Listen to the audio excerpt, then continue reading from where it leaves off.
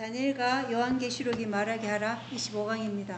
131쪽입니다. 페이지는 피에 굶주린 물이 흐르고 마름, 여기에 대해서 진행하겠습니다. 요한계시록 12장, 13장, 17장을 자세히 비교해 보면 엄녀가 치명적인 상처가 나을 때 안게 될 박해하는 물이 이미 1260년 동안 자유롭게 흐른 적이 있음을 우리가 알 수 있죠. 그죠?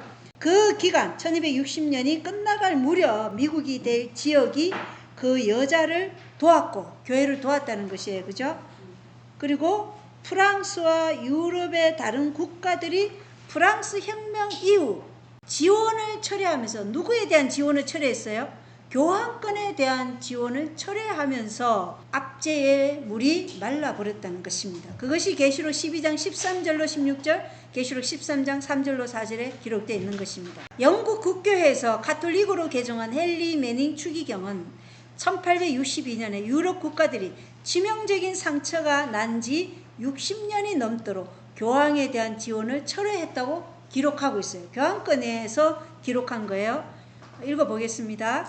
이 가톨릭 교회를 보라. 이 하나님의 교회는 나약하고 힘이 없으며 심지어 가톨릭이라 불리는 바로 그 나라들에게도 거부당하고 있다. 가톨릭 국가인 프랑스, 가톨릭 국가인 독일, 그리고 가톨릭 국가인 이탈리아조차도 예수 그리스도의 대리자의 세속적 권력이라는 이 터무니없는 허상을 포기하고 있다.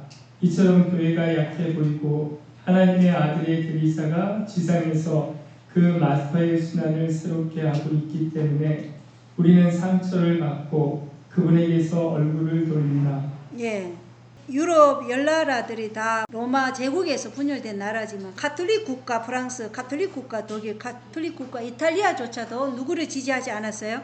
교황권을 지지하지 않았어요. 언제 이후로는? 1798년 이후로는 지지하지 않았다는 것입니다. 자, 132페이지 요한계시록 12장, 13장, 16장, 17장을 자세히 살펴보면 피에 굶주린 물이 용의 입에서 다시 흐를 것이며, 다시 흐를 때는 언제예요? 계시록 12장 17절에 보면 용이 여자의 씨에 남은 자손, 하나님의 계명과 예수의 증거를 가진 자들, 그때 다시 흐를 것이며, 또 어린 양같이 두 뿔이 있고 용처럼 말하는 그 미국이 다시 짐승을 경배하게 하는 계시록 13장 11절에도 그런 말이 되어 있고, 그리고 계시록 17장 1절로 2절에 보면 큰 엄녀가 물 위에 앉아 있다는 것을 우리가 알 수 있어요. 물 위에 앉아 있다는 것은 백성 위에 앉아 있지만, 우리가 이러한 상징적인 의미로 보면 물 위에 앉아 있다는 것은 다시 한번 핍박이 올 것을 우리에게 말해주고 있다는 것을 보여주고 있다는 것입니다. 그래서 여섯째 재앙이 계시록 16장 12절이죠. 여섯째 재앙이 쏟아지면서 상징적인 유프라테스 강물이 더 이상 흐르지 않을 때 마지막으로 유프라테스 강물이 마를 것임을 여러 가지 방식으로 밝히고 있다는 것입니다. 그때 세상의 정치적 지도자들과 그들의 백성들, 물들이라고 표현된 그들의 백성들은 엄녀를 버리고 단번에 그녀를 대적할 것이다. 그러니까 엄녀와 딸들, 타락한 개신교, 종교 지도자들을 버리고 이제 그들을 대적할 것이다. 그게 우리가 계시록 16장에 보면 나오죠. 그리고 스가랴서 14장에도 마지막에 그들이 이 많은 무리들, 백성들이 속았다는 것을 알고 어떻게 한다고요? 종교 지도자들을 갈기갈기 찢어 놓을 것처럼 그렇게 한다고 그랬어요. 그래서 이 땅에 말씀을 전하는 사람들은 정말 조심해야 돼요. 요한계시록 12장, 13장, 16장, 17장에 나오는 물의 마름과 흐름을 요약해 보면 밑에 나오는 글들이 다 이것을 요약해 놓은 거예요. 우리가 여기서 중요하게 생각해야 되는 것은 엄녀가 계시록 17장 1절에 물에 앉아 있다는 것은 많은 백성들 위에 앉아서 이제 다시 한번 박해를 하려고 한다. 이게 굉장히 중요해요. 그냥 물이다 해가지고 많은 백성이 그냥 앉아 있는 게 아니에요. 그죠? 박해를 위한 준비를 하고 있는 거예요. 그 박해를 하기 위한 준비에 주홍색 짐승 위에도 앉아있고 물 위에 앉아있는데, 이제 온 세상이 짐승을 놀라면서 따를 날이 올 거예요. 지금도 따르고 있지만, 그러나 지금 부분적이에요. 그죠? 그렇지만 짐승의 우상이 세워지고 짐승의 표를 강요할 때는 온 세상이 엄녀를 따르게 된다는 것을 말해주고 있어요.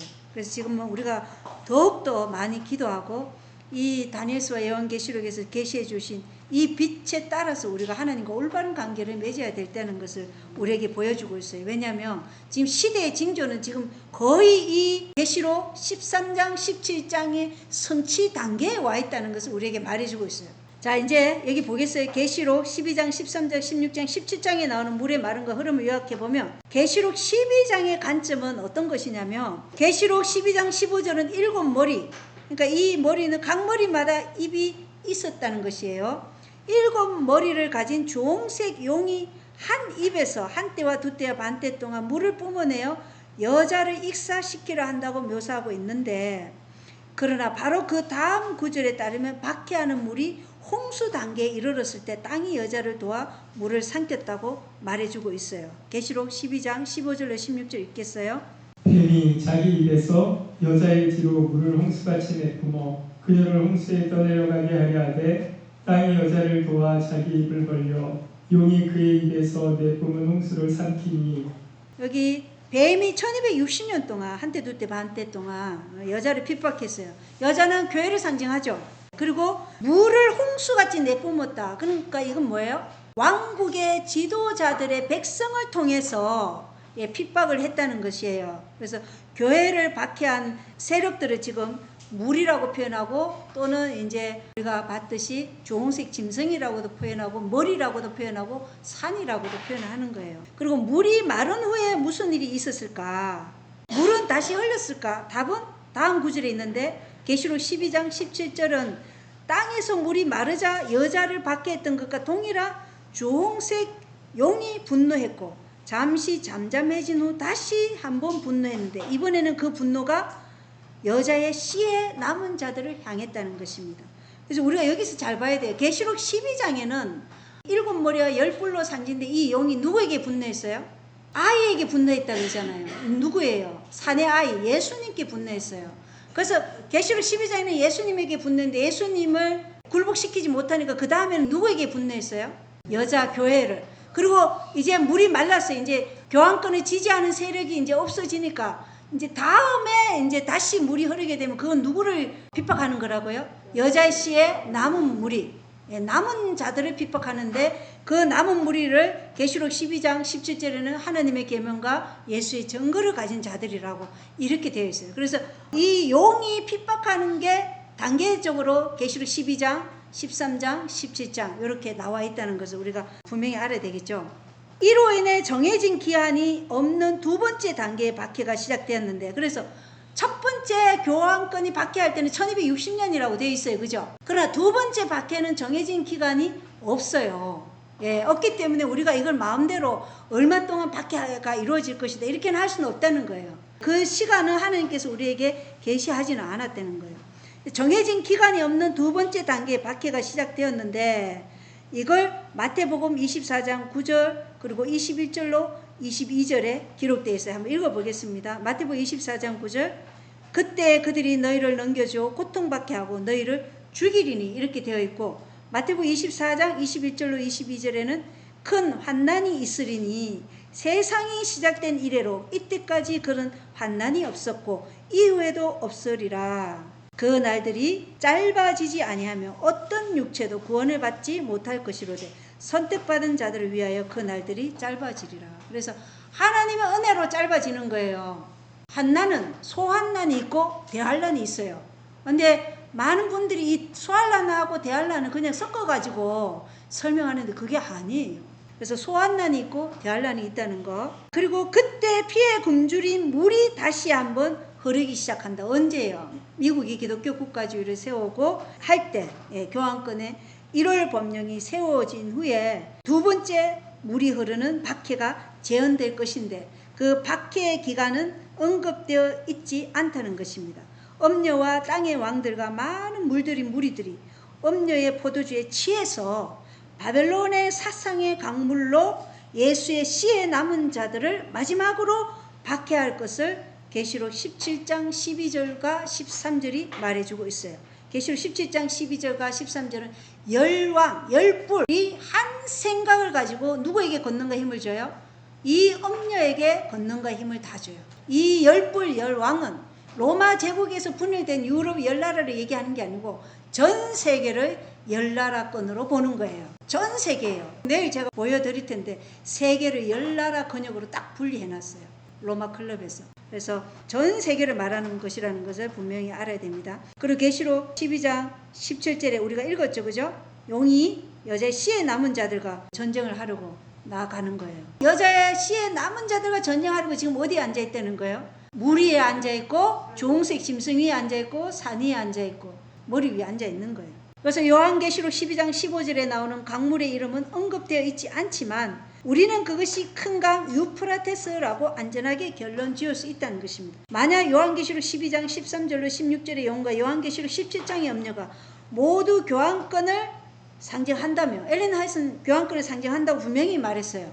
두 장에서 강 또는 물들은 동일한 강 또는 물이어야 된다는 것을 우리가 알 수 있다는 것입니다. 영어 킹 제임스는 여호수아 24장 2절로 3절 그리고 14절로 15절의 유프라테스 강을 홍수라고 표현하고 있어요. 한번 읽어보겠습니다. 여호수아가 온 백성에게 이르되 주 이스라엘의 하나님께서 이같이 말씀하시기를 옛날에 너희 조상들 곧 아브라함의 아버지이자 나홀의 아버지인 데라가 강 저편에 거하며 다른 신들을 섬겼으나 내가 너희 조상 아브라함을 강 저편에서 취하여 가나안 온 땅으로 두루 인도하고 그의 씨를 번성하게 하며 그에게 이삭을 주었고 그러므로 이제 주를 두려워하며 성실함과 진실함으로 그를 섬기라. 너희 조상들이 강 저편과 이집트에서 섬기던 다른 신들을 제거하고 너희는 주를 섬기라. 만일 주를 섬기는 것이 너희에게 나쁘게 보이거든 너희 조상들이 강 저편에서 섬기던 신들이든지 혹은 너희가 거하고 있는 땅인 아모리 족속의 신들이든지 너희가 섬길 자를 너희를 위해 이날 택하라. 그러나 나와 내 집으로 말하건대 우리는 주를 섬기겠노라 하네. 예, 여기 강 저편이라고 계속 나오죠. 그죠? 영어 킹제임스 성경에는 영어로는 홍수라 되어 있는데 우리 여기 번역된 거에는 홍수라고 적혀 있지는 않아요. 창세기 15장 18절은 유프라테스 강을 저 큰 강 그리고 아브라함을 뭐예요? 강 저편에서 넘어온 자. 그래서 이 사람들은 뭐라 그래요? 히브리 민족. 넘어왔다. 어디서? 유프라테스 강에서 넘어온 자라고 히브리 민족이라고 얘기하는 거죠. 그리고 여기 우리 아까 이사야 8장 7절로 8절은 읽었죠. 아수르가 이스라엘을 침략해 오는 것을 많은 강물, 이게 홍수예요. 많은 강물. 홍수가 범람하여 목에까지 이르는 것으로 표현하는 것도 다 같은 맥락이고 이사야 17장 12절로 13절도 마찬가지예요. 범람하는 물이 몰려오는 것 같이 몰려오는 민족들 이렇게 표현하고 있고 이사야 59장 19절에 보면 이게 중요해요. 이사야 59장 19절은 확실하게 그렇게 번역이 되어 있어요. 그러므로 그들이 서쪽에서부터 주의 이름을 두려워하고 해 뜨는 곳에서부터 그분의 영광을 두려워하리니 원수가 홍수같이 올 때 이렇게 되어 있어요. 원수가 홍수같이 올 때 주의 영께서 군기를 들어 올리사 그를 치시리로다 이렇게 분명하게 되어 있고 이사야 26장 9절에는 주께서 땅에서 심판하시는 때에 세계의 거민이 하나님의 의를 배울 것이다 이렇게 얘기하고 있는데 홍수라는 의미가 원수가 핍박해 오는 그걸 핍박하는 것을 이제 홍수가 올 때 홍수같이 올 때 이렇게 표현하고 사네립 수하의 아수르 군인들이 또 이스라엘을 공격할 때도 다 홍수같이 몰려온다. 많은 강물이 몰려온다. 이렇게 다 표현이 되어 있다는 것이에요. 그래서 계시록 16장 12절에는 그 유프라테스 강물이 마를 때 하나님의 백성을 죽이려고 내민 칼이 어떻게 된다고요? 지푸라기가 된다. 그때 이제 모든 사람들은 이 교황권과 종교 지도자들이 지지했던 그 지지를 철회하기 때문에 마르는 거예요. 그래서 왜 유프라테스 강물 박해의 물이 마르느냐? 더 이상 교황권을 지지하는 세력이 없을 때 강물이 마른다는 거예요. 예, 그걸 알아야 되겠죠. 왜 마르냐? 더 이상 타락한 종교 지도자들, 교황권 음녀와 배도한 개신교 지도자들을 지지하지 않기 때문에 이제 박해의 물이 마르는 거예요. 그래서 큰 음녀가 계시록 17장 1절에는 큰 음녀라고 되어 있죠. 큰 바벨론에 계시록 17장 5절에는 이 음녀를 또 큰 바벨론이라고 되어 있고 계시록 16장 12절에는 큰 강이라고 표현되어 있어요. 큰 강 유프라테스에 앉아 있다는 것을 우리에게 보여주고 있어요. 그래서 물은 큰 강 유프라테스인데 이 유프라테스 강은 뭐예요? 하나님을 대적하는 무리들을 사실은 유프라테스 강에 앉아 있다고 표현하는 거고, 이걸 다니엘서 4장 30절에는 느부갓네살 왕이 뭐라고 얘기하냐면, 왕이 말해 이르되 이 큰 바벨론은, 이렇게 얘기하잖아요. 그죠? 이 큰 바벨론은 내가 내 권능의 힘으로 건설하여, 이렇게 얘기하고 있어요. 그리고 계시록 17장 1절에는 아까 제가 말씀드렸듯이 큰 음료, 이렇게 표현하고 있고, 계시록 17장 5절에는 큰 바벨론, 이렇게 다 음료와 바벨론 강, 유프라테스 강 모든 앞에 뭐가 붙어요? 큰, 그러니까 엄청난 권세를 가지고 백성들을 핍박하는 그런 세력이라고 표현하고 있어요. 그렇기 때문에 결국 물이 말라서 그네의 멸망으로 이어질 것이라는 것은 결코 우연이 아니라는 것이에요. 간단히 말해 요한계시록 12장 15절로 16절에 나오는 용이 한때와 두때와 반때 동안 입에서 토해낸 홍수가 바로 상징적인 큰 강 유프라테스라는 것입니다. 그래서 하나님의 백성들, 성도들, 대언자들의 피에 취하여 그 음녀가 받게 했다는 것을 이 계시록이 이렇게 표현했어요. 왜 하나님은 계시록을 이렇게밖에 표현을 안 했을까? 우리가 딱 알기 쉽게 요거는 미국, 요거는 교환권 이렇게 했으면 얼마나 우리가 이렇게 복잡하게 머리 안 굴러도 되는데 왜 그랬을까요? 만약에 그렇게 표현했으면 성경이 진작에 없어졌죠. 그래서 그렇게 표현을 못하고 후 세대들이 이것을 연구해서 깨달으라고 하시는 거예요. 그래서 우리는 지금 뭐예요? 성경을 연구하는 그 운동이 일어나야 돼요. 그러니까 에스라가 개혁을 일으킨 결정적인 요인이 뭐였어요? 성경 연구였어요. 하루에 몇 시간 연구했어요? 에스라서 보면은, 느헤미야서 보면 하루 6시간 연구했어요. 근데 오늘날 우리 얼마나 연구합니까? 하루에 적어도 3시간은 연구해야 돼요. 자, 킹제임스 성경의 요한계시록 12장 15절로 16절에서 홍수로 번역된 단어는 포타모스인데, 이는 반석과 모리 위에 집을 지은 지혜로운 건축자들과 어리석은 건축자들의 비유에 나오는 단어와 동일하다는 것입니다. 신약에서 포타모스라는 단어는 대부분 단순히 강을 가리키는데, 마가복음 1장 5절에는 온 유대 땅과 예루살렘 사람들이 요한에게 나와 요단강에서 침례받는 이 강을 얘기할 때 단순히 강을 가리켰다는 것이죠. 그리고 사도행전 16장 13절에는 빌립보의 루디아에서, 루디아는 강 이름이에요. 루디아 강에서 안식일에 예배 드렸다, 이런 내용이 나오고, 또 계시록 22장 1절로 2절에는 새 예루살렘 도성에 뭐가 흘러요? 실제적인 강이 흐르죠. 그렇게 나오는데, 지혜로운 건축자들과 어리석은 건축자들의 비유에서 예수님은 단순히 강을 언급하신 것이 아니라 홍수 단계에 있는 거센 급류를 언급하셨다는 것입니다. 마태복음 7장 24절로 27절에 보면 주님의 말씀을 듣고 그 말씀을 행하는 자들을 반석 위에 집을 지은 자라고 얘기해요.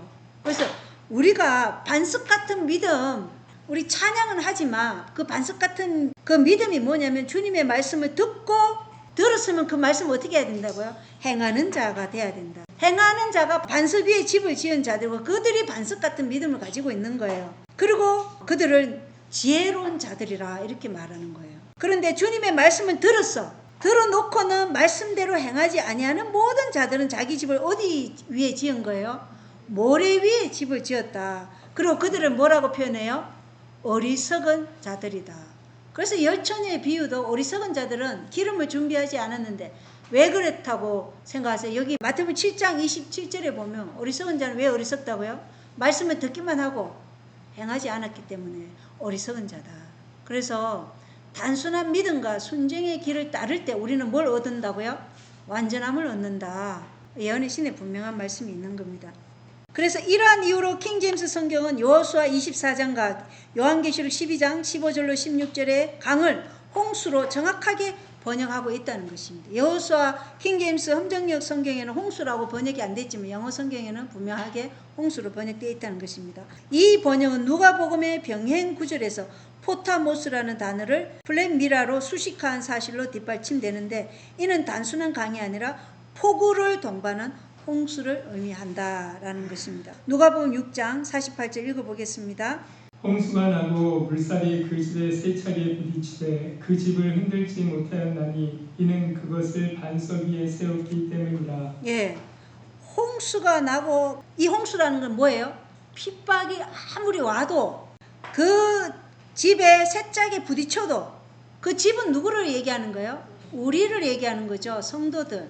아무리 세차게 부리쳐도 반석위에 집을 지은 자들 어떤 자들이에요? 주님의 말씀을 듣고 그 말씀을 행하는 자들은 반석위에 집을 지은 자들이고 그들은 지혜로운 자들이에요. 그러니까 지혜로운 자들은 절대로 흔들리지 않는다는 거예요.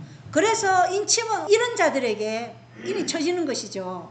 영적, 지적. 그래서 하나님의 말씀에 대한 우리가 분명한 이해가 없으면 이 지적으로 온전히 우리가 홀로 서기가 안 되면 안 돼요. 그래서 우리는 지금 누가 그렇게 얘기하던데 이 목사님 그래 얘기하는데 이렇게 신앙하면 안 되는 거죠. 분명한 말씀으로 내가 그것을 기억하고 있어야 돼요. 왜냐? 법정에 섰을 때 모든 사람은 자기의 신앙을 답변해야 돼요. 그때 우리가 올바로 답변하지 못하면 세상의 지혜로운 자들이 우리를 그 길로 인도할 것이다. 이렇게 되어 있어요. 대쟁투에는. 그래서 분명하게 우리가 홀로 서기, 말씀으로 내가 홀로 서기가 돼야 돼요. 근데 이게 너무나 많이 안 돼 있어요. 여자 씨의 남은 물이라고 남은 교회라고 우리가 자처하지만 우리 안에도 이게 너무나 안 돼 있어요. 그래서 지금 우리는 자급자족 시골 생활뿐만 아니라 이 성경 연구에 대해서 적극적으로 지금 우리가 연구해야 돼요. 홀로 서기가 돼야 되는 거예요. 요한계시록 13장 1절로 10절의 관점. 이게 다 지금 뭐예요? 물의 마름과 흐름을 지금 우리가 알아보는데 지금까지 살펴본 건 요한계시록 12장의 관점이고 이제 13장 1절로 10절의 관점을 보겠어요. 계시록 13장에서는 계시록 12장에 한때 두때 반때 1260년이라는 물을 뿜어내는 단어는 없지만 13장에는 그런 단어는 없어요. 그렇지만 바다 짐승이 42달 동안 성도들을 핍박한 그 의미는 동일하다는 것을 우리가 알고 이걸 같이 봐야 되는 거겠죠. 그래서 요한계시록 13장 1절로 10절은 요한계시록 12장 6절 13절로 17절의 예언을 확대 설명하는 것이다. 그래서 우리가 다니엘 2장을 다니엘 7장을 계시록 12장은 다니엘 2장 7장 계시록 12장을 계시록 13장 2 그리고 이 앞에 있는 다니엘 2장 7장 계시록 12장 13장은 다 확대 설명하는 게 또 뭐라고요? 계시록 17장이다. 그래서 뒤로 갈수록 계속해서 앞에 것을 확대 설명하고 있다는 거 이걸 반드시 알아야 되겠죠. 확대 설명하며 박해받는 여자를 계시록 13장 7절에는 성도들이라고 표현하고 있어요. 예, 성도들. 그리고 용을 요한계시록 12장 1절로 5절에 용으로부터 진군 명령을 받은 바다 짐승으로 계시록 13장에는 언급하고 있어요. 그래서 계시록 12장에서는요. 이 바다 짐승 교환권을 용이라고 표현하고 있어요. 용이 한때 두때 반때 1260년 동안 성도들을 핍박했다고 그러는데 계시록 13장에는 이 용을 바다 짐승 이렇게 언급하고 있다는 것이에요. 자, 지금 133쪽 하고 있어요. 계시록 13장 7절은 바다 짐승이 7머리와 10뿔 가진 용으로부터 진군 명령을 받은 후 42달 동안 성도들을 박해했다고 설명하는데 이는 요한계시록 12장에서 용이 입에서 물을 토하여 여자를 익사시키려 했던 기간과 동일함. 그러니까 여자를 익사시킨다는 것은 성도들을 어떻게 했다는 거예요? 죽이려 했다는 거예요. 작은 뿔이 지극히 높으신 이의 성도들을 박해했던 기간과 동일하다는 것입니다. 그래서 계시록 7장에 따르면 작은 뿔이 지극히 높으신 분의 성도들을 박해한 그 시기가 언제라고 돼 있어요? 1260년 한때 두때 반때라고 돼 있죠. 그래서 계시록 12장 6절과 또 14절 15절과 다니엘서 7장 25절은 다 같은 기간을 얘기하고 있고 그렇기 때문에 요한계시록 12장에서 여자를 박해했던 용과 13장에서 용으로부터 권능과 보좌와 권세를 받은 바다 짐승이 동일한 세력을 나타낸다. 그리고 12장에 박해하는 물은 13장에서 성도들을 박해하는 것과 동일하다는 것을 확신할 수 있다는 것입니다. 12장에는 박해하는 물이라고 되어 있어요. 그런데 13장에서는 그것이 성도들을 박해하는 것과 동일하다는 것을 확신할 수 있다. 확신할 수 있죠? 예.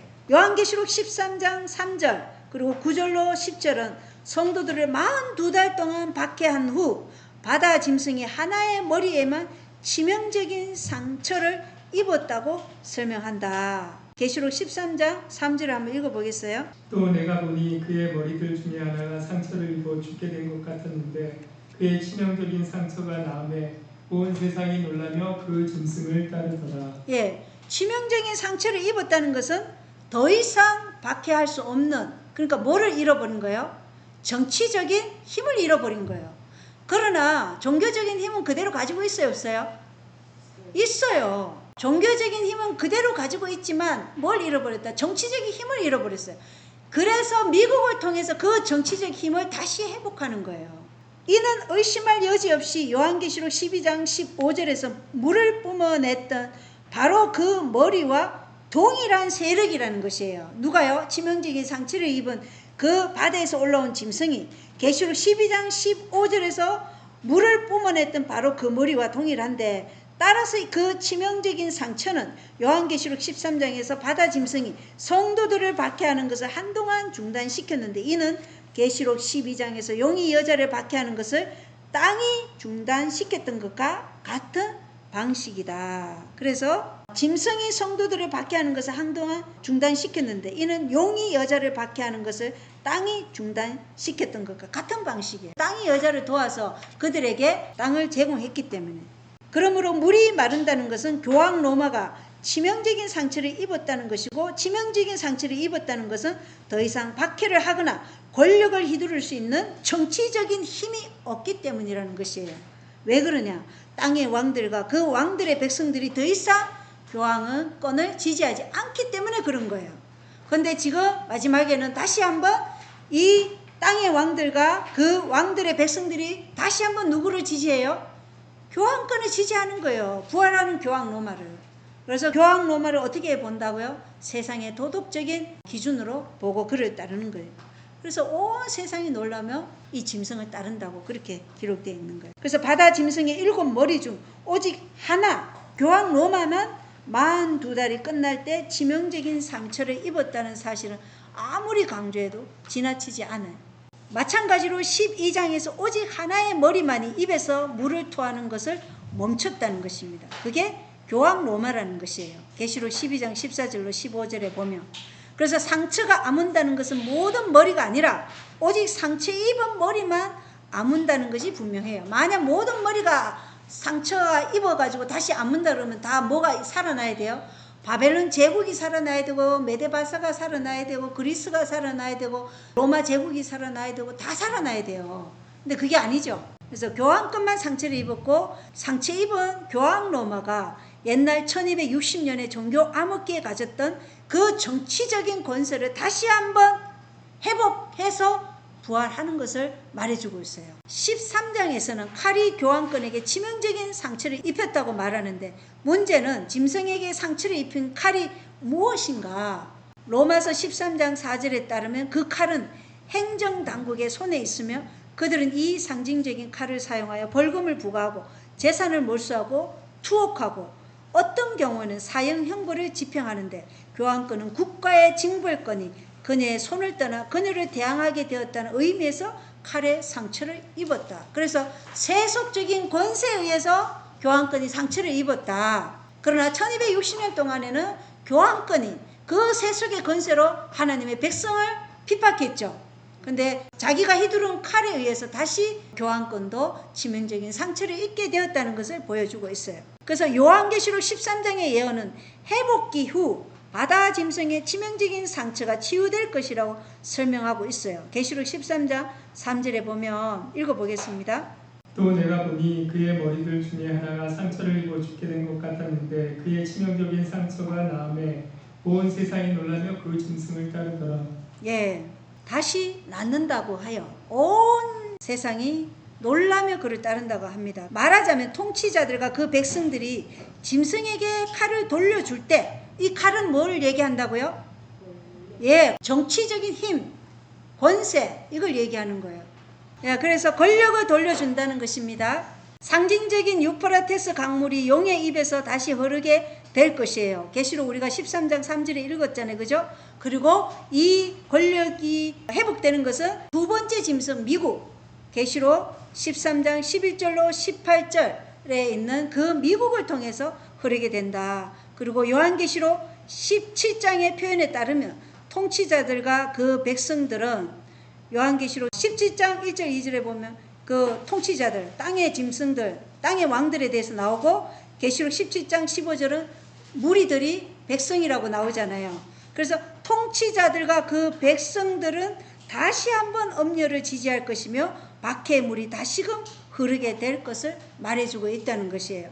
자, 그래서 유프라테스 강물이 말라 핍박이 멈춘 것은 엄녀 교환권을 지지하던 국가들이 더 이상 지지하지 않고 철회했기 때문이라는 거 분명하죠. 그리고 물이 다시 흐르기 시작한다는 것은 그 국가들과 왕들과 무리들이 엄녀 교황 로마를 다시 지지할 때 여자의 씨에 남은 자들이 핍박받을 것을 계시록 12장 17절 그리고 계시록 13장 그리고 계시록 17장을 통해서 우리가 확실하게 알 수 있다는 것입니다. 대쟁투 564쪽에는 엘렌 화이트가 다음과 같이 기록하고 있어요. 현재 세속적 정부들에 의하여 과해져 있는 억제가 제거되고 로마교가 이전의 권세를 회복하게 되면 그의 박해와 학정이 급속히 부활될 것이다. 예, 세속적 정부들에 의해 가해져 있는 억제가 제거되고 이제 로마가 이전의 권세를 회복하면 다시 한번 박해와 압정이 올 것입니다. 근데 이 박해와 압정은 장세 이래로 민족이 생긴 이래로 없었던 환난이라는 것입니다. 근데 우리는 너무 이거를 너무 정말 안일하게 이걸 바라보고 있지는 않은가. 그럼 하나님이 준비하는 거 다 준비해야 되는 거 아니겠어요? 네, 시골 생활 하려면 해야 되고 준비해야 돼요. 나중에 상황이 어떻게 될지 우리는 몰라요. 하나님께서 어떻게 인도하실지. 그렇기 때문에 우리는 할 수만 있으면 지금 준비해야 되는 거예요. 자, 그래서 상징들을 종합해 보면 용의 머리는 교황권의 정치적 왕국을, 그리고 엄녀는 교황권에 배도한 종교적 측면을, 이거 중요합니다. 용의 머리는 교황권의 정치적인 왕국을 얘기하고, 엄녀, 그러니까 엄녀라는 건 종교적 색채를 얘기하죠. 타락한 교회니까. 그래서 엄녀는 교황권에 배도한 종교적 측면을 우리에게 보여주고 있고, 용 짐승의 몸은 그녀를 지지하는 무리. 그래서 이거는 용 짐승의 몸은 뭐예요? 무리들, 백성들을 얘기하는 거예요. 그녀를 지지하는 무리. 그리고 머리에 열뿔은 엄녀의 왕국과 동맹을 맺은 이 땅과 온 세상의 왕들을 상징한다는 것입니다. 지금까지 얘기한 거 여기 핵심으로 이렇게 딱 정리가 되어 있는 것입니다. 10개의 뿔, 10왕들이 다 이제 엄녀의 왕국과 동맹을 맺고 마지막으로 엄녀에게 모든 권능과 힘을 주고, 계시록 17장 12절 13절에 보면 한 생각을 가지고 잠시 동안 통치한다고 그렇게 되어 있는데, 그 다음에는 뭐예요? 어린 양께서 일어나셔서 그들을 멸망시킬 것이라고 얘기하고 있죠. 그래서 어떤 이들은 짐승이 실제로 죽임을 당했는지 아니면 치명상을 입었는지 궁금해하기도 합니다. 상처를 입어 죽게 된 것 같았는데 라고 계시록 13장 3절에 표현되어 있잖아요. 그죠? 예수님을 죽임을 당한 것 같은 어린 양이라고 계시록 5장 6절에 표현되어 있어요. 그 표현된 묘사와 동일해요. 누구도 예수님이 죽임을 당하지 않았었다고 주장하지 않을 것입니다. 그죠? 십자가에 돌아가셨으니까. 그런데 이 교황권이 상처를 입어 죽게 된 것 같은 게 맞냐, 이렇게 우리가 해석하는 이 역사주의 해석을 부인하는 개신교 목사들이 많아요. 그러나 예수님이 죽임을 당한 것 같은 어린 양이라고 계시록 5장 6절에 표현된 것과 같이 계시록 13장 3절에 상처를 입어 죽게 된 것 같은 그 교황권이라는 것을 분명하게 얘기해주고 있다는 것입니다. 그래서 누구도 예수님이 죽임을 당하지 않았었다고 주장하지 않을 것이기 때문에 이 요한계시록 13장 10절은 머리가 상처를 입었을 때 결과로 짐승이 죽임을 당했다고 분명히 말하고 있어요. 짐승의 머리가 죽임을 당했다. 세속의 권력을 휘두르는 그 힘을 잃어버렸기 때문에. 그래서 머리가 죽임을 당했을 때 짐승이 박해하지 않는다는 것을 기억하는 것이 매우 중요하다는 것입니다. 그러나 그 머리가 부활하면 박해는 다시 시작될 것이라고 계시록 13장 12절 14절이 얘기하고, 계시록 12장 17절도 얘기하고, 계시록 17장에도 다시 한번 그 짐승이 부활하면은 박해가 시작될 것이라고 얘기하고 있어요. 이 계시록 13장 10절에 포로로 끌고 가는 자는 포로로 끌려갈 것이요 칼로 죽이는 자는 반드시 칼로 죽임을 당하리니, 이렇게 기록된 것처럼 이 비오 6세 교황이 1798년에 로마에서 프랑스로 끌려갔어요. 포로로. 그리고 그 다음 해인 1799년에 감옥에서 죽어요. 그래서 이 말씀이 그대로 사실은 이루어진 것입니다. 자, 마지막 마름에 대해서 보겠어요. 음녀를 향한 지지가 끊어질 때 마지막으로 말라지겠죠.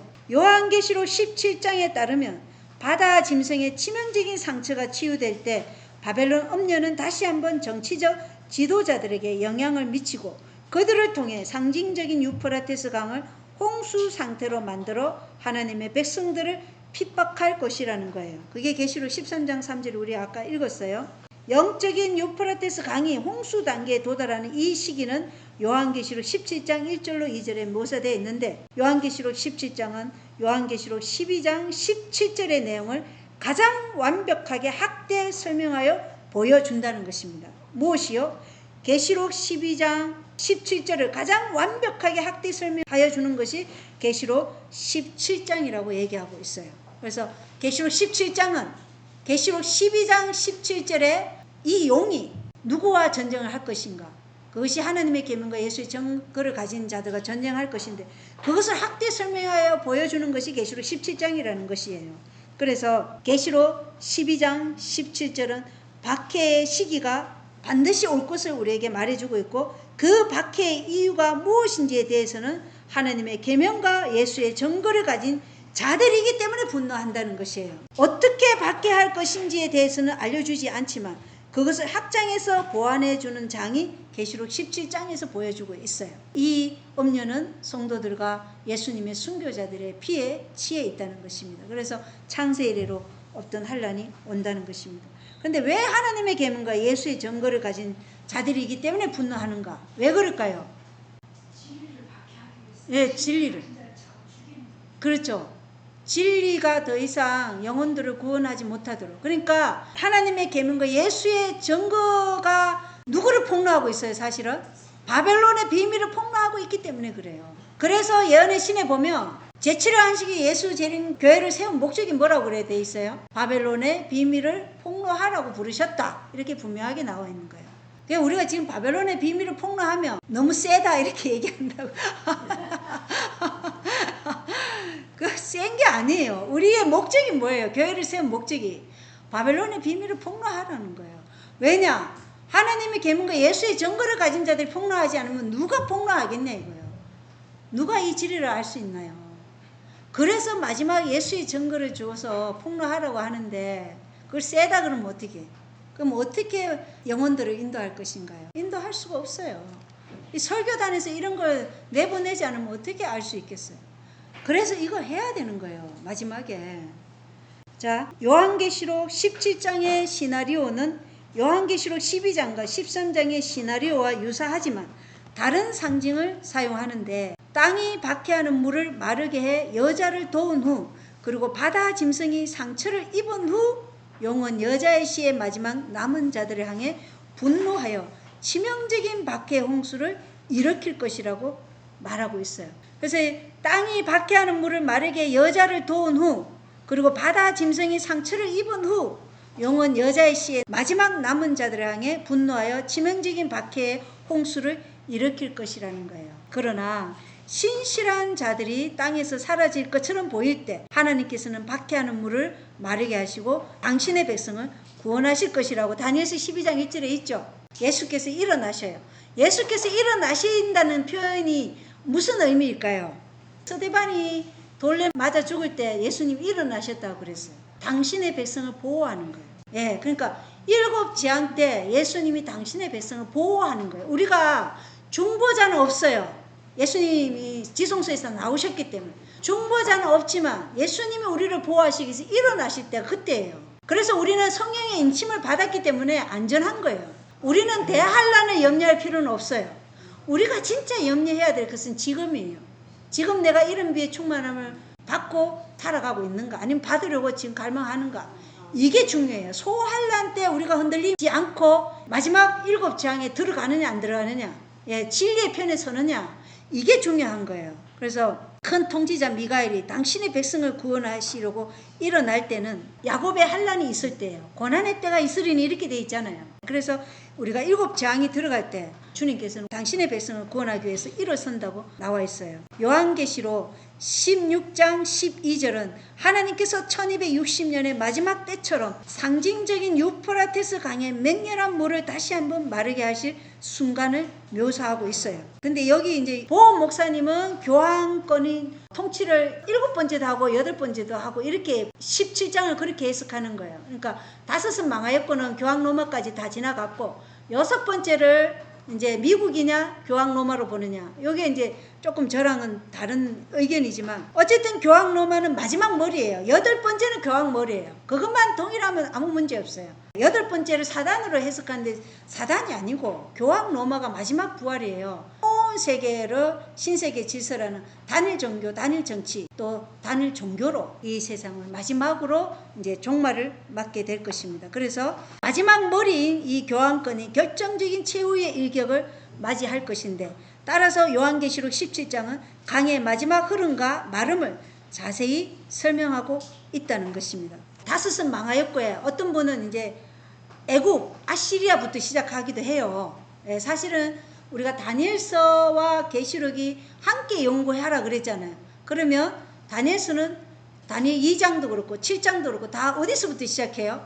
바벨론부터 시작해요. 그래서 여기에다가 애굽이나 아시리아를 넣지 않아도 8머리가 다 짜여진다는 것을 우리가 알면 되겠죠. 그래서 요한계시록 17장은 피에 굶주린 강이 어떻게 마를 것인지 묘사하고 있는데, 우리는 통치자들과 신하들이 엄녀를 지지할 때 강이 흐르고 그 결과로 박해가 일어나는 것을 보았다는 것입니다. 엄녀를 지지할 때 뭐가 흐른다고요? 유프라테스 강물이 흐른다. 근데 그 유프라테스 강물이 흐르는 것은 바로 하나님의 백성이 핍박받는 때라는 것이에요. 그러나 그들이 지지를 철회할 때, 교황권에 대한 지지를 철회할 때 박해하던 강은 마른다는 것을 계시록 16장 12절에 분명하게 나와 있어요. 계시록 16장 12절 읽겠습니다.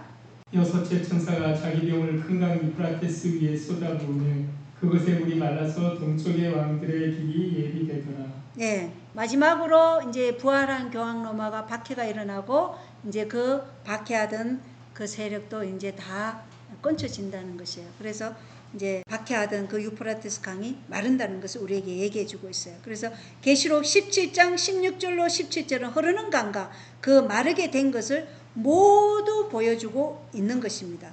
여기 계시록 17장 13절부터 한번 읽어보겠습니다. 이들이 한 생각을 가지고 자기들의 권능과 힘을 그 짐승에게 주리라. 이들이 어린 양과 전쟁을 하려니와 어린 양께서 그들을 이기시리니 그분은 주들의 주시오 왕들의 왕이시며 또 그분과 함께 있는 자들은 부르심을 받고 선정된 신실한 자들이니라 하더라. 또 그가 내게 이르되 내가 본 물들 곧 음녀가 앉아있는 물들은 백성들과 무리들과 민족들과 언어들이니라. 내가 본 열불 곧 짐승 위에 있는 이것들이 그 음녀를 미워하여 황폐하게 하고 벌거벗게 하며 그녀의 살을 먹고 그녀를 불러 태우리라. 하나님께서 자신의 뜻을 이루려는 것을 그들의 마음에 두사 동의하게 하시고 하나님의 말씀들이 이루어질 때까지 그들의 왕국을 그 짐승에게 주게 하셨느니라. 또 내가 본 그 여자는 땅의 왕들 위에 군림하는 저 큰 도시니라 하더라. 예, 지금 읽었는데 이들은 뭐 누굴 얘기해요? 계시록 17장 13절이 이들은 정치적 지도자들을 얘기하는 거예요. 그러니까 열왕이죠. 열왕. 앞에 보면 열왕이 있어요. 정치적 지도자들이 한 생각을 가지고 있어요. 한 생각. 그래서 자기들의 권능과 힘을 누구에게 줘요? 8번째 부활한 이 짐승에게 주는 것이죠. 그래서 전 세계 통치자들 모두 같은 입장에 설 자들이라는 것이에요. 이들이 마지막 부활하는 교황 로마와 함께 잠시 권능을 받을 열불이라는 것입니다. 그래서 마지막 때 계시록 17장에 나온 열불은 유럽 열나라를 얘기하는 게 아니라는 것을 우리가 꼭 명심해야 돼요. 온 세상을 말하는 거, 온 세상. 그래서 창세 이르러 없던 환란이에요. 전 세계에 있는 하나님의 계명과 예수의 증거를 가지고 예수의 믿음을 지키는 자들이 박해를 받아요. 그 박해의 불길이 어디서부터 시작해요? 미국에서부터. 그래서 미국에서부터 이제 인침이 시작되고 늦은 비가 시작되고 큰 소리 외치는 미국부터 시작해요. 그리고 호주가 가장 미국을 닮았다고 연애신에 나와요. 법도 호주가 미국에 따라서 그렇게 법도 빨리 진행이 되더라고요. 어쨌든 이 마지막 8번째 올라올 이 부활할 통치자는 교황 로마라는 것을 우리가 알 수 있겠죠. 그리고 14절을 보면 이들이 어린 양과 전쟁을 하려니와 그렇게 얘기했어요. 교회정은 7권 182쪽에는 그분의 정인들을 공격함을 통해 이렇게 적혀 있기 때문에 이 어린 양과 전쟁을 한다는 것은 누구를 공격한다는 거예요? 하나님의 계명과 예수의 증거를 가진 예수의 믿음을 가진 자들과 전쟁을 한다. 어떻게 전쟁을 해요? 박해를 통해서 하는 거예요. 우리가 뭐 총알을 들고 하는 게 아니라 박해를 통해서 그렇게 하는데 왜? 이 엄녀는 성도들과 예수 그리스도의 순교자들의 피에 취해 있기 때문에 그들을 죽이려고 마지막 자신의 힘을 사용할 것이라는 거예요. 그래서 이 전쟁은 여자의 씨에 남은 자들을 겨냥한 핍박이라는 것이에요. 이 전쟁은 여자의 씨에 남은 자들을 향한 핍박이지 그 마지막 때 아마겟돈 전쟁은 예수님이 지휘권을 가지고 있지만 그 전에 예수님 재림하시기 전까지는 누구를 향한 전쟁이에요? 여자의 씨에 남은 무리, 하나님의 계명과 예수의 증거를 가진 자들을 핍박하는 그런 전쟁이라는 것이에요. 그래서 사울아 사울아 어찌하여 네가 나를 박해하느냐 이렇게 예수님이 말씀하셨을 때 하나님의 백성을 공격하는 것은 하나님을 공격하는 것이라고 예수님이 말씀하셨어요. 그래서 아내를 공격하는 것은 남편을 공격하는 것이죠. 남편을 공격했으니까 아내, 왜 둘이가 하나니까. 그런 마음을 가져야 돼, 부부는. 교회정은 7권 182쪽에 여기 제가 적어 놓은 게 있는데 우리가 최후의 위기에 접근해 갈 때 세상은 폭풍과 전쟁과 알력으로 가득 차 있으나 세상은 교환권이라는 한 머리 아래 세상이 그렇다는 거예요. 세상은 교환권이라는 한 머리 아래 사람들은 그분의 정인들을 통하여 증거되는 하나님을 반대하기 위해 연합할 것인데 이렇게 기록되어 있어요. 그래서 누구를 핍박해요? 하나님의 정인들을 핍박한다는 거예요. 그분의 정인들을 통하여 증거되는 하나님을 반대하기 위해 연합할 것인데 이 연합은 큰 배교를 통해 견고해진다. 뭔 배교예요? 개신교의 배교를 통해서 견고해진다. 완전히 이제 양심이 하인맞는 그런 상태가 된다는 것이에요. 그는 진리를 대항하여 싸우는 싸움에 그의 대리자들을 연합시키기 위해 애쓰는 한편 진리의 옹호자들을 분리시키고 흩어버리고자 노력할 것이다. 그는 질투와 악한 추측과 악한 말을 부추김으로 불화와 분리를 일으킨다. 그래서 마지막 때 사단이 그의 대리자들도 연합시키지만 교회 안에 어떤 일을 행한다고요? 진리의 옹호자들을 분리시키고 흩어버린다는 거예요. 무엇을 통해서? 질투와 악한 추측과 악한 말을 부추김으로 불화와 분리를 일으킨다. 이게 사단의 전략이에요. 그래서 많은 무리들이요 떨어져 나가는 거예요. 흔들릴 때. 그래서 은혜의 시기가 끝나기 전에 반드시 흔들림이 올 것이라는 거예요. 그때 재림교에 있는 많은 분들이 떨어져 나가고 그 자리를 다른 가톨릭이나 개신교나 이방인들이 와서 채운다 그랬어요. 우리가 그렇게 떨어져 나간 무리에 속하지 않도록 해야 되겠죠. 예, 그러려면 이 말씀이 어떻게 지금 진행되고 있는지 이 계시록을 자다가도 하늘을 쳐다봐도 이게 이렇게 쫙 떠오를 정도는 지금 우리가 준비돼야 된다는 것이에요. 지금 말씀에 대한 열의가 없으면 정말 위험해요. 왜냐? 이스라엘 백성들이 포로로 끌려갔다가 돌아왔을 때 가장 먼저 세운 게 뭐냐면 말씀이에요. 말씀. 율법을 올바로 수반하는 말씀을 모르기 때문에 그들이 어떻게 됐어요? 하나님의 말씀을 올바로 깨닫지 못해서 포로로 끌려갔잖아요. 그 삶을 우리는 다시는 반복하지 말자고 한 게 에스라 느헤미야 시대의 신앙의 자세였어요. 그럼 우리도 마지막에 정말 이 창세에 이르러 없던 환란이 온 세상이 다 연합해서 하나님의 백성 그 소수의 무리를 박해하고자 할 때 지금 우리 보세요. 교회 안에 한 사람이 나를 핍박해도 힘들잖아요. 그렇지 않습니까? 예, 교회 안에 한 사람이 나를 미워해도 견디기 힘들더라고 저도. 그런데 온 세상이 맷되지 않은 그 무리들, 그 이사야서나 예레미야서에 보면 도시에서 한두 명, 가족 안에서 한 명, 아주 극소수예요. 도시면 100명 중에 한 명도 준비되지 않았다고 그래요. 재림교회 안에 1% 미만이 구원을 받을 것이라고 얘기하는 거예요. 100명 중에 한 명도 안 됐다고 얘기하니까 1% 미만이에요. 그 1% 안에 1%도 안 되는 그 안에 우리가 들어가려면 지금 우리의 신앙이 지금 이 상태로 되겠어요? 그래서 이런 모임이 필요한 거예요. 이런 모임을 통해서 우리가 이런 위에 충만함을 어떻게 받는지, 이 말씀이 어떻게 적용이 되는지 이런 걸 분명히 알고 하나님과 올바른 관계를 맺어야 한다는 것을 우리가 알아야 되겠죠. 예. 예, 그래서 이 어린 양과 전쟁을 한다는 것은 그분의 정인들을 공격한다는 것입니다. 그분의 정인들이 뭘 증거하기 때문에? 예수 그리스도를 높이기 때문에 전쟁을 하는 것이에요. 그래서 마지막 엘렌 화이트이 죽기 전에 유언처럼 그 말씀을 강요한 말씀이 뭐냐면 믿음으로 말미암아 의예요. 그 믿음으로 말미암아 의는 뭐예요? 예수의 믿음이에요. 예수의 믿음. 온전히 자아를 부인하고 하나님 뜻에 온전히 자아를 굴복하는 그 예수의 믿음.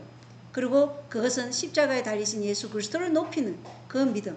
예, 우리는 내가 하는 일을 높이면 안 돼요. 어떤 사람은 내가 뭐 교회를 건축하고 어떤 사람은 전도를 얼마나 하고 이런 걸 예수님보다 높이면 그 사람은 자기 의로서 이제 염소의 자리에 있는 거예요. 우리가 높여야 될 분은 오직 예수 그리스도예요.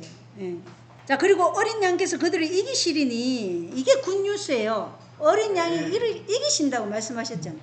뭐 어린 양과 전쟁을 하는데 그 정인들이 전쟁을 해요. 핍박을 받는다는 것이에요. 전쟁하는데 핍박을 받으니까 어떤 사람은 순교도 당하고 어떤 사람은 감옥에도 가고 어떤 사람은 기아 상태에서 주님 재림 맞이한다고 돼 있어요. 어떤 사람은 노예로 팔려가고. 이게 전쟁이에요. 마지막 전쟁. 그러면 여러분 내가 노예 상태에 가 있고 감옥에 가 있고 아니면은 순교를 당하고 이러한 상태에 처했을 때 우리가 홀로서기를 해야 되는데 지금 내 믿음 이걸로 가겠냐고요. 끝까지 견딜 수 있겠냐 이 말이에요. 우리는 견딜 수 있는 믿음이 지금 준비 안 됐어요. 왜냐 이런 비충만함을 받았다면 우리가 이 상태로 있지 않거든요. 그래서 지금 우리는 이런 비충만함을 위해서 지금 말씀 연구가 필요하다는 것입니다. 그래서 어린 양께서 그들을 이기시리니 예, 분명히 이기실 것입니다. 왜냐 그분은 주들의 주시요 왕들의 왕이시며 라고 계시록 19장 16절에 기록되어 있기 때문에 주들의 주시요 왕들의 왕이시며 미가의 그분께서 승리하실 것입니다. 또 그분과 함께 있는 자들, 이 자들은 누구예요? 그녀의 씨에 남은 자들, 하나님의 계명과 예수 그리스도의 정언을 가진 자들, 믿음을 가진 자들, 이들은 부르심을 받고 선정된 신실한 자들이니라. 부르심 받았다고 다 구원받는 게 아니라는 거 아시죠? 그 안에 선정된 자들이 있어야 되는 거예요. 선택받은 자들. 그래서 우리는 바벨론의 비밀을 폭로하려고 부르심을 받았어요. 그런데 우리가 그 일을 안 하면 우리는 선정된 자들이 아니라는 거예요. 그러니까 그 일은 우리의 삶 속에서도 하고 우리의 이웃에게도 하고 우리가 왜 선교를 해야 되는지 아십니까? 내가 선교를 하고 직접 맨들맨으로 대화를 해보면 개신교인들 만나보세요. 가톨릭 교인들 만나서 직접 대화해보면 내가 무엇에 약한지 알아요. 직접 사람을 만나면요. 그 사람들은 그 사람들의 이론으로 우리한테 말해요. 거기에 답변할 준비가 안 돼 있다는 것을 내가 깨닫게 되는 거예요. 그래서 선교도 해야 되는 거예요. 맨들맨 선교를 해야 돼요. 직접 만나서 그들의 얘기를 듣고 거기에 대해서 내가 이 성경 말씀을 설득력 있게 설명해 줘야 되는 거예요. 그게 맨들맨 선교예요. 이게 우리가 너무 부족한 거예요. 자, 그래서 우리는 모두 부르심을 받고 선정된 신실한 자들이 되어야 한다. 15절에 보면 또 그가 내게 이르되 내가 본 물들, 이 물들은 흐른다는 것이에요. 핍박. 그 엄녀가 앉아있는 물들은 이제 이것이 흐를 것입니다. 백성들과 무리들과 민족들과 언어들이니라. 16절에 내가 본 열불 그 짐승 위에 있는 이것들이 그 엄녀를 미워하여 항폐하게 하고 벌거벗게 하며 마지막에는 이 엄녀를 지지하던 모든 지지자들이 그 지지를 처리하는 거예요. 그래서 어떻게 한다고요? 엄녀를 미워하여 항폐하고 벌거벗게 하여 그를 불로 태워버리는 거예요. 그녀의 살을 먹고 그녀를 불로 태우니라. 계시록 16장에 보면 그 7째 재앙 때 이 큰 바벨론이 어떻게 된다고요? 세 갈래로 갈라지는 거예요. 그러니까 이 세 갈래로 갈라진다는 것은 그들이 연합이 서로 깨진다는 거예요. 그때 그들이 이제 본색이 드러나죠.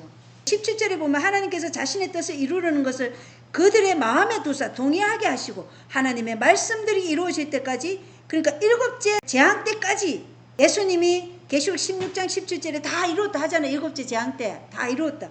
그때까지 그들의 왕국을 그 짐승에게 주게 하셨느니라 이렇게 말씀되어 있어요. 그래서 강물이 흐르도록 하나님께서 허락하셔요. 그 강물이 흐른다는 것은 여자의 씨에 남은 무리인 예수 그리스도의 씨에 남은 무리인 하나님의 계명과 예수의 정언을 가진 자들을 핍박하도록 하나님 허락하셔요. 왜? 그 핍박이 없으면 누가 진짜인지 우주가 증명할 수 없기 때문에. 그래서 분명한 하나님의 백성이 누구인지를 가려내는 게 사실은 핍박이에요. 우리가 지금은 뭐 이렇게 교회 안식이라고 지키지만 핍박이 오면 이 안식이 지킨다고 하면은 그게 목숨이 그냥 날아가는데 쉽지 않을 거예요. 그때 누가 진짜인지 이제 판가름 나는 거예요. 그때 누가 하나님의 백성인지 판가름 난다. 재림운동을 일으키던 원인이 그거 있죠. 다 예수님 믿는다고 하는데 실제적으로 예수님 오신다고 선포했을 때 그거를 받아들인 자는 소수의 무리였다는 것이에요. 그때가 시험의 시간이었고 은혜의 시간 끝이었어요. 그들에게는. 우리도 마찬가지예요. 핍박이 왔을 때 시험의 시간이고 은혜의 시간이 이제 결정하는 것에 따라서 우리 은혜 시간이 끝나는 거예요. 그래서 하나님이 허락하신 이유는 우리의 마음에도 무엇이 있는지 드러내는 거예요. 그리고 그들이 다 한 생각을 가지고 하도록 하는 거예요. 하고 나중에는 그들이 세 갈래로 완전히 찢어지죠. 그래서 하나님의 방법은요, 그들끼리 서로 싸우도록 하는 거예요. 역대하 여호사밧 왕 때 그런 일이 있었잖아요. 역대하 20장에 모압, 암몬, 또 에서 자손, 에돔 족속이 세 족속이 이스라엘 민족, 유대 민족 치러 왔을 때 어떻게 했어요? 하나님이 그들을 서로가 서로를 그냥 죽이도록 했잖아요. 그 일이 계시록 16장에 나오는 바로 세 갈래로 큰 바벨론이 갈라지는 거예요. 서로 싸우도록 하는 거예요. 그래서 자멸하도록 하는 거예요. 그리고 나중에 하늘에서 우박이 떨어지고 땅에 매장되어 있던 이 불이 용솟음 쳐서 이제 불러서 이제 마지막에는 다 정결케 하지만 어쨌든 하늘에 우박이 떨어지고 지진이 일어나고 이래서 완전히 죽임을 당하는 것이죠. 그게 이제 천년기 전의 상태예요. 지구의 상태. 그때 악인들은 배설물이 되는 것이죠. 무침도 받지 못하고 그게 예레미야 25장에 나와 있는 말씀이에요. 그들이 배설물이 된다. 그래서 우리는 지금 사도 바울과 같이 예수 그리스도에 관한 그 외에는 다 배설물로 여겨야 돼요. 안 그러면 우리가 뭐가 된다고요? 예, 땅의 배설물이 되는 거예요. 예수 그리스도를 아는 것 외에는 다 배설물로 여기고 예수님과 동행하지 못하게 하는 모든 올바르지 않은 습관들은 지금 버려야 되는 그 시기에 살고 있는 것입니다. 그래서 예수님이 다 이루었다 하실 때까지 그들의 왕국을 그 짐승에게 주게 하셨느니라. 이 말씀은 그 핍박하도록 하나님께서 허락하셨다는 것을 말해주고 있어요. 그리고 18절에 보면 또 내가 본 그 여자는 땅의 왕들 위에 군림하는 저 큰 도시니라. 그래서 바벨론은 저 큰 음녀, 큰 바벨론, 큰 강 이렇게 표현되어 있다는 것입니다. 여기까지 하고 그 다음에 26강 진행하겠습니다. 자, 기도하고 마치겠습니다. 하늘에 계신 우리 아버지, 오늘 우리에게 마지막 예언의 성취가 이루어지고 있는 이 시대에 계시록 13장, 17장의 예언을 분명하게 알 수 있도록 해주신 은혜에 너무나 감사드립니다. 우리가 이 예언들을 올바로 깨달을 때 우리는 전적으로 다른 신앙을 하게 될 것이라고 말씀하셨는데, 하나님, 우리가 정말 하나님께서 원하시는 그러한 이름이 충만함의 신앙을 할 수 있도록 도와주시옵소서. 우리는 전적으로 주님만 따르고 주님을 알고자 하는 그 외의 모든 것을 배설물로 여기기를 원합니다. 우리의 마음 가운데 임재하셔서 항상 우리와 동행하여 주셔서 우리가 하나님의 백성인 것을 세상도 알고 또 나도 알게 하여 주시옵소서. 주님의 사랑이 우리 안에서 역사하심으로 우리의 마음 가운데 주님을 증거하고자 하는 이 열정의 마음이 불일듯 일어날 수 있도록 하나님 도와주시옵소서. 이 세상 복음이 땅끝까지 미치려면 우리에게 성령 하나님의 임재가 필요합니다. 하나님, 성령을 우리에게 보내주셔서 우리가 충만함을 잊게 하여 주시옵소서. 성령 하나님은 말씀과 함께 하시고 말씀의 영이시오니 이 말씀을 우리가 연구할 때 이 말씀의 능력이 우리 안에 임하여 주셔서 우리가 이 세상에 파수꾼의 기별자로서 설 수 있도록 도와주시옵소서. 예수 그리스도의 이름으로 간절히 기도합니다. 아멘.